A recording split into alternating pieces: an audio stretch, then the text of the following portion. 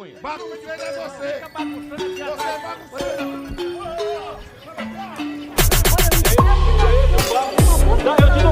Eu te dou outra. Pode ficar na internet? Tá bom. Te vi a mão na cara dentro do mandato. Perco o mandato.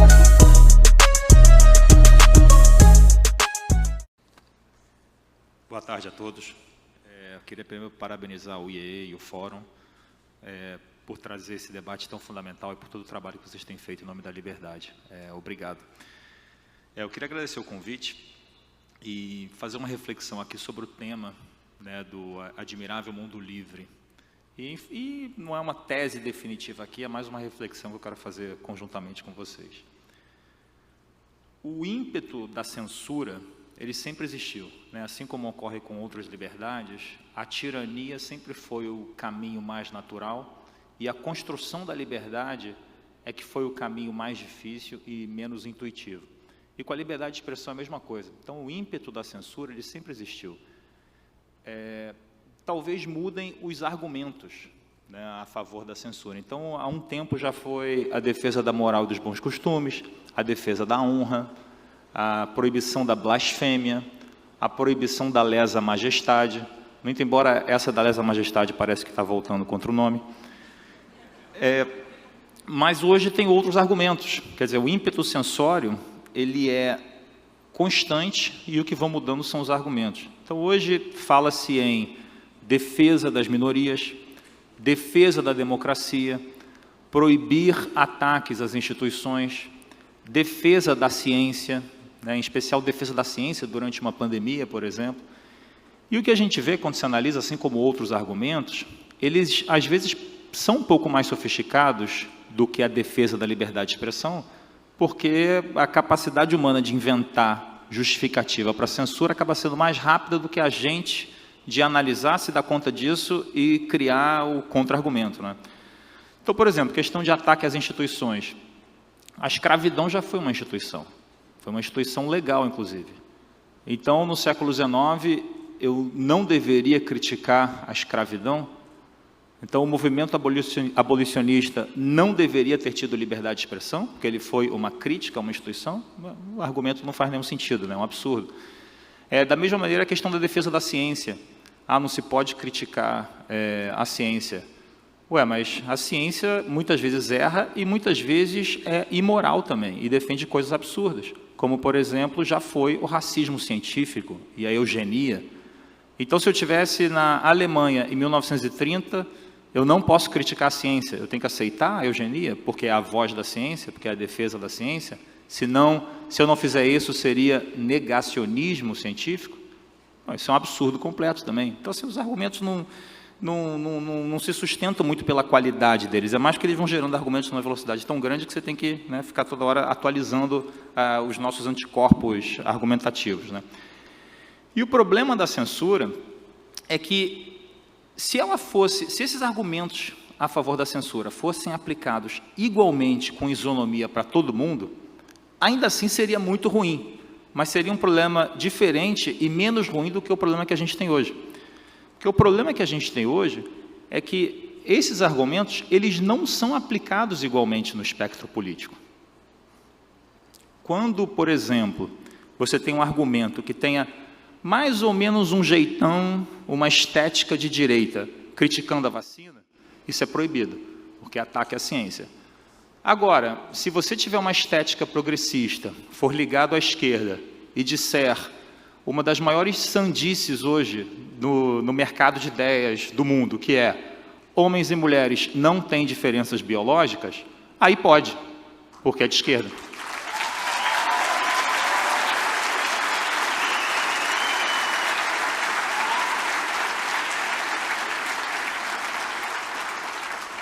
Então, assim, uma das coisas fundamentais, e foi, assim, talvez a maior lição que eu tive fazendo a pesquisa, né, e trabalhando no meu livro, o maior aprendizado que eu tive foi que, e foi bem contra-intuitivo, isso demorou assim para a ficha cair, né, mas o maior aprendizado que eu tive foi que, se você for ver a história da censura, ela rarissimamente tem a ver com o controle da informação. Ela parece que é para controlar a informação. Não, olha, eu quero garantir que não haja fake news no debate público. Eu quero garantir que não haja desinformação. Eu quero garantir que não haja informação contra a vacina que possa causar hesitação vacinal. Coisas desse tipo. Ela raramente tem a ver com isso. O objetivo da censura é, e sempre foi, o controle de um determinado grupo, de um determinado setor do espectro político.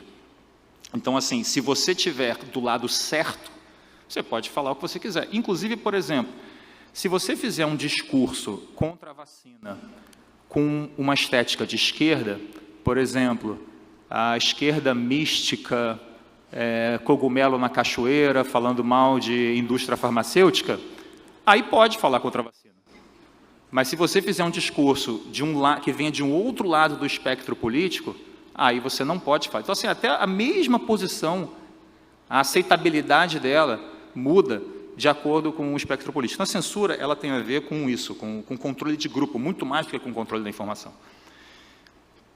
E aí a reflexão que eu queria fazer sobre o Admirável Mundo Livre é o seguinte, por que agora, né? Por que isso está acontecendo agora e por que isso está acontecendo desse jeito?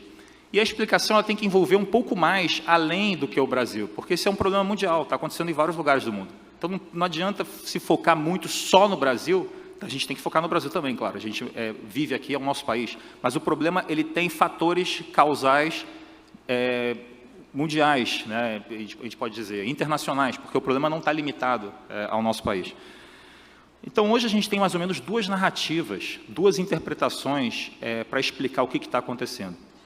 A primeira interpretação é basicamente o seguinte, tudo ia bem no mundo, tudo estava caminhando ali, final dos anos 90, início dos anos 2000 e tal, tudo estava caminhando muito bem no mundo, inclusive com as redes sociais, porque até o momento da Primavera Árabe, por exemplo, o progressismo adorava as redes sociais.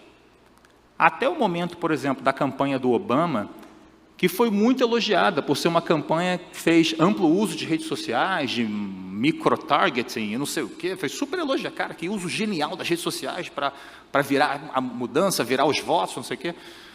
Até essa campanha também estava tudo certo com as redes sociais. Então o mundo estava caminhando, estava tudo indo bem, com a democracia, com o mundo, e não havia nada do que reclamar, né? Até que, isso segundo essa interpretação, né? Até que, de repente, o extremismo, o fascismo, a extrema-direita, a nova direita, como se queira chamar, capturou as novas redes sociais, começou a distorcer a opinião, começou a fazer que as pessoas ficassem hipnotizadas. Quer dizer, as pessoas, quando votam contra o progressista, ela não pode votar simplesmente porque pensou diferente, ela tem que ter sido alguma coisa deu errado no cérebro dela, né? Então, alguma coisa deu errado com as redes sociais, que foram capturadas pela nova direita, e aí, com isso, mudou o que seria a opinião correta dessas pessoas. Esse é o problema que nós temos. E aí, claro, aí você vê enxurrada de livros e opiniões e debates sobre tudo que está com problema. É morte da democracia, falecimento, todos os sinônimos para morrer com a democracia, quer dizer, uma série de debates sobre como a democracia está morrendo. E aí, isso encaminhou o que precisa ser feito, que é o que a gente vê hoje. Então, se você acredita nessa primeira interpretação, o que você precisa fazer? Primeiro, regular as redes sociais, para as pessoas terem as opiniões corretas que elas deveriam ter. Essa é a primeira coisa. E a segunda coisa é modificar a democracia. Porque é o seguinte, mesmo controlando a informação, vai que alguém pensa diferente. Também não pode. Então, claro, eu vou regular a informação para você pensar igual a mim sozinho. Mas se você insistir em pensar por você mesmo, aí a gente tem um segundo mecanismo, que é a mudança, a modificação da democracia, retirando o poder das instâncias majoritárias.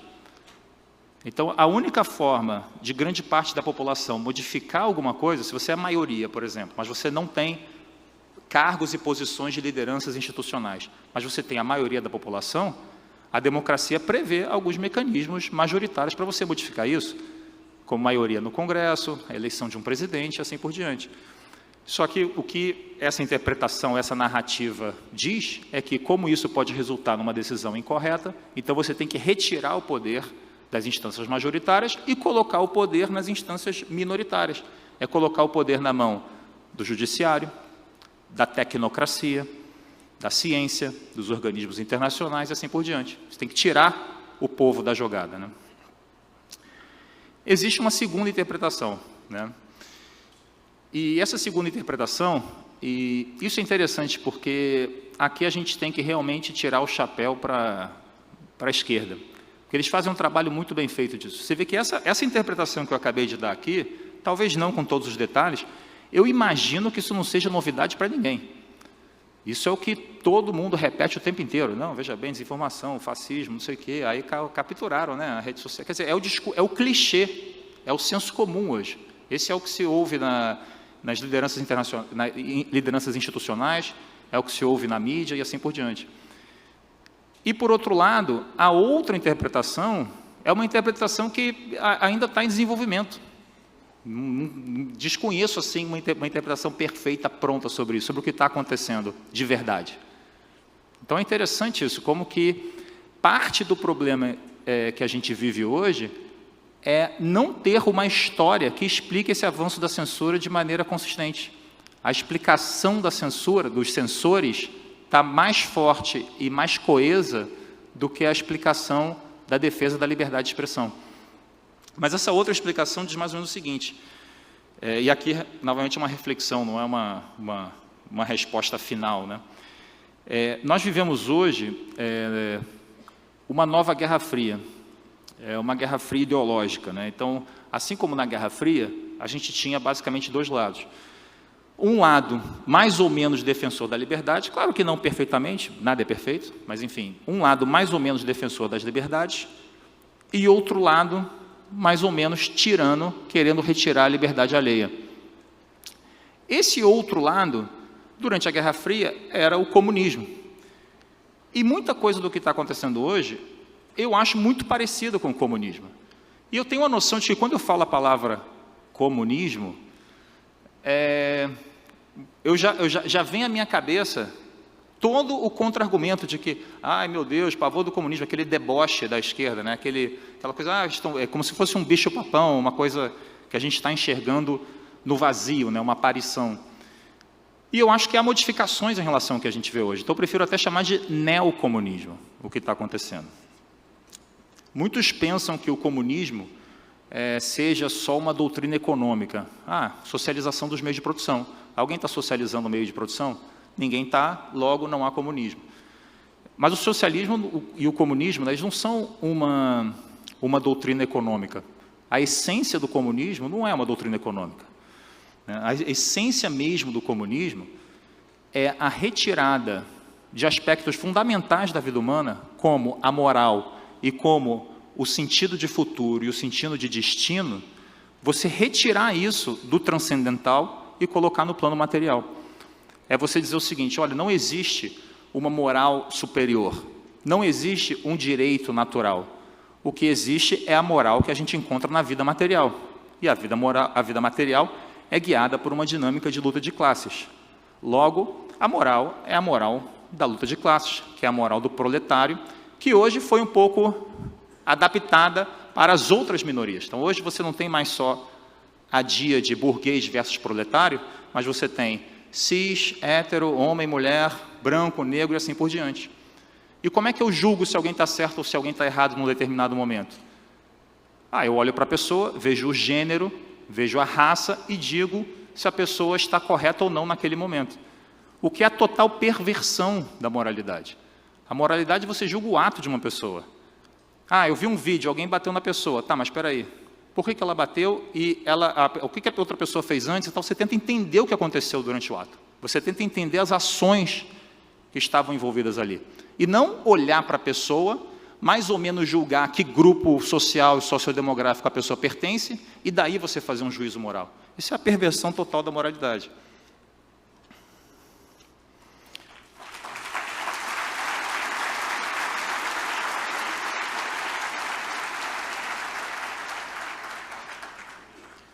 Isso vale para a liberdade de expressão também. Porque se essa é a minha moralidade, se eu sei que quem está certo é o chamado oprimido, ou, na verdade, a vanguarda, que não tem nada de oprimida, mas se faz passar por oprimida para poder obter os privilégios que ela diz defender, né? Porque não é nem isso, na verdade, não é nem a defesa do oprimido, na verdade, é uma afetação de defesa do oprimido, é pior ainda do que isso, mas não vamos entrar aqui nisso. Então, assim, se isso é aplicado também à liberdade de expressão, a gente começa a entender o que está acontecendo hoje. Então, se você faz parte de um grupo privilegiado, por que eu vou te dar a liberdade de expressão? Se o que você fala vai contra o oprimido, por que eu vou te dar a liberdade de expressão? É imoral o que você está falando, você não pode falar isso. Você não pode falar uma coisa que vá contra o direito. Aí eu começo, claro, aí eu vou mudando a linguagem. Eu não vou simplesmente dizer que você está falando uma coisa que vá contra um... Aí eu vou chamar isso de uma agressão, eu vou chamar isso de uma violência verbal, vou chamar isso, sei lá, de um genocídio léxico, não sei. Você vai inventando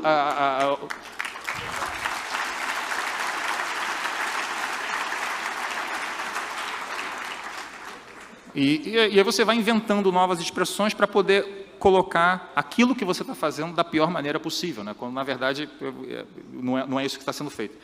E a outra questão muito importante é que, geralmente,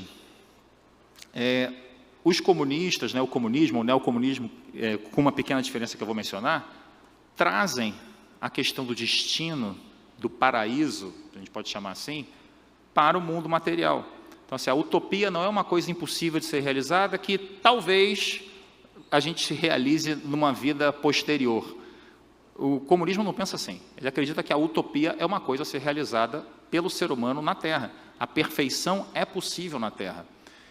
Então, existe essa ideia de fim específico, né, que se chama de teleologia, ou alguns chamam de escatologia.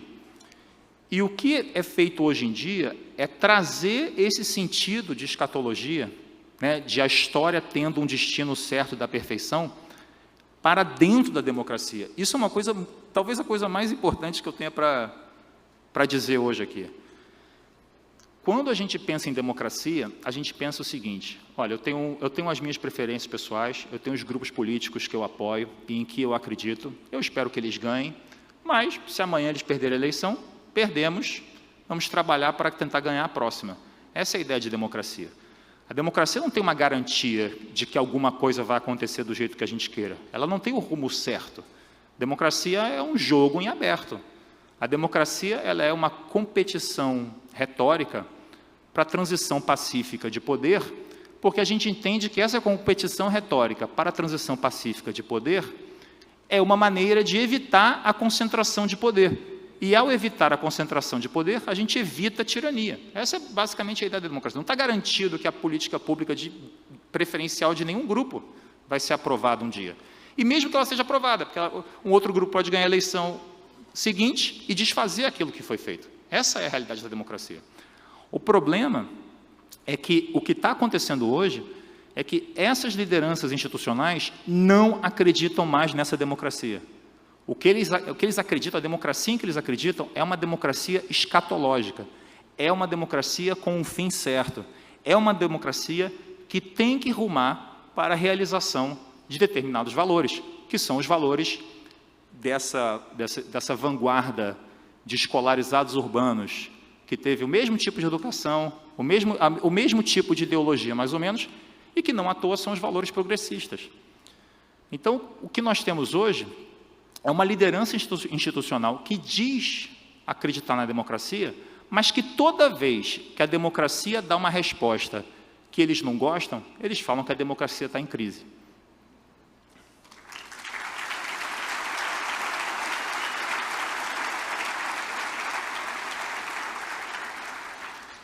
E aí, já para concluir, né, a gente tem esses dois fatores, então, uma perda total do sentido de moralidade e a escatologia sendo incorporada à democracia.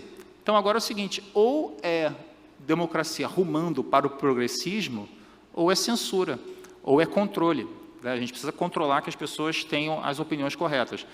E vamos lembrar que, para somar, né, um pouco a esse problema, a própria esquerda está mais fanatizada do que o normal. Inclusive, tem pesquisa empírica sobre isso, por exemplo, nos Estados Unidos tem pesquisa empírica sobre o quanto que a esquerda mudou de opinião em determinados tempos nos últimos 30 anos e o quanto que a direita mudou. E o que se vê é que a direita muitas vezes foi rumando mais ao centro. Por exemplo, um grande exemplo disso é a aceitação do casamento gay, por exemplo, né, que a direita, em geral, tem aceitado já no Ocidente. Então, isso foi uma grande mudança da direita nas últimas décadas. E então você tem essa comparação, né, de como a direita veio se moderando e a esquerda foi ficando cada vez mais extrema.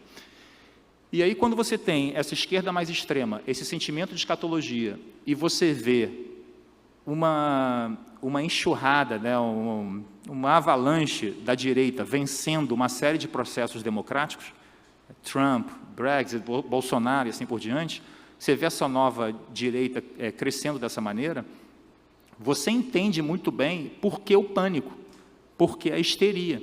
E é por isso que a gente olha essas lideranças institucionais que falam de fascismo, avanço da extrema-direita, que a gente tem que controlar. E você olha assim, espera aí, a única coisa que aconteceu é que vocês, lideranças institucionais, se afastaram completamente dos valores da população, vocês defendem coisas que a população desacredita, muitas delas que a população realmente tem uma repulsa, vocês continuam defendendo isso, culpam a população por não concordar com vocês, então nada mais natural que essa população dê o resultado na urna. Nada mais natural que ela deu a resposta naquelas instâncias majoritárias onde ela pode dar essa resposta. E aí, já para concluir, o que a gente tem hoje, né, é que assim como nós tivemos isso no comunismo, a gente tem hoje uma coisa muito parecida. A gente tem uma vanguarda revolucionária, mais ou menos, essa vanguarda de escolarizados urbanos que quer impor a sua visão de mundo contra a visão da maior parte da população e quer impor isso de qualquer maneira, né? Se a população votar de acordo com o que a gente quer, ótimo, senão a gente controla de outro jeito. Você tem também, além da vanguarda, você tem os fellow travelers, né, que são tipo os simpatizantes, é o pessoal que eventualmente pode até fazer uma crítica aos comunistas, mas na hora H acaba fazendo o C de comunismo, né? E acaba fazendo o C de censura. E, por fim, você tem uma imensa maioria que fica presa na espiral de silêncio, porque a gente sabe que não pode, que tem dificuldade de falar uma coisa contrária a essa hegemonia progressista e acaba se autocensurando e se silenciando para evitar custos pessoais sobre isso. Então, assim, o recado que eu queria deixar é que é fundamental para a gente elaborar uma resposta coesa a esse ataque à nossa liberdade de expressão, a esse movimento de censura, que a gente comece a aprimorar um pouco, entender um pouco melhor e ser um pouco mais incisivo na realidade, na crítica daquilo que os censores estão querendo fazer. Muito obrigado.